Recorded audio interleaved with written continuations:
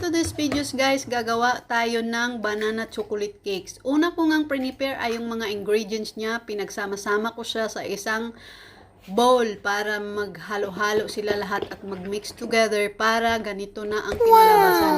Hinalo-halo ko siya, minix ko together para maghalo yung mixture nila together. Kaya yan ang kinalabasan bago ko nilagay dyan sa bread pan. Pagkatapos ko ngang nilagay dyan sa bread pan, kumuha ako ng eggplant at in-slice ko siya kasi gagawa tayo ng eggplant with a twist. Ayan guys, tinanggalan ko sila ng mga tangkay at pagkatapos nga ay kinuha ko yung mga laman ng eggplant kasi para maging empty yung eggplant yung tiyan niya. Pero wag natin itapon yung laman kasi yan ang palaman mamaya doon sa eggplant na ating gagawin mamaya.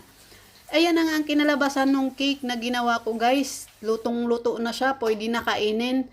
Pagkatapos, yan na yan yung palaman ng eggplant guys. Yung laman ng eggplant, ginawa ko ng palaman dyan sa eggplant para yummy na siya. Ayan na oh. Pagkatapos, nilagyan ko ng eggs since wala kaming cheese. Eggs na lang ang ginawa ko dyan para hindi siya malusaw pag nilagay na sa oven. Isa-isa ko ngang nilagyan ng eggs para mamaya paglagay sa oven hindi siya malusaw. Ayan na yung kinalabasan guys, hindi pa nga luto, yummy na. Kinuha ko nga yung cake sa oven at pagkatapos nga ay in-slice ko na kasi titingnan ko kung talagang naluto ko nga at perfect nga yung pagkaluto. Sa wakas nga guys, nakagawa ako ng banana chocolate na perfect ang pagkaluto, yummy. Ayan siya guys, oh. Pwede nang kainin kasi masarap. Ayan na nga yung hiniwa ko ng mga cakes.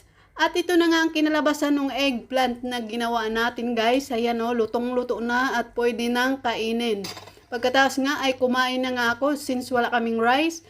Tinapay na lang ang pamaris ko dyan kasi hindi pa naluto yung rice na aming niluto. Kaya yan muna ang kakainin ko, yung tinapay at saka yung eggplant na yan. Kaya nakagawa ako sa araw na to ng aking pagluluto ng masarap na pagkain. Kaya yan lang po sa araw na to guys. Thank you very much. At naway na nagustuhan nyo ang video na to. Thank you very much. At sa uulitin, have a nice day everyone.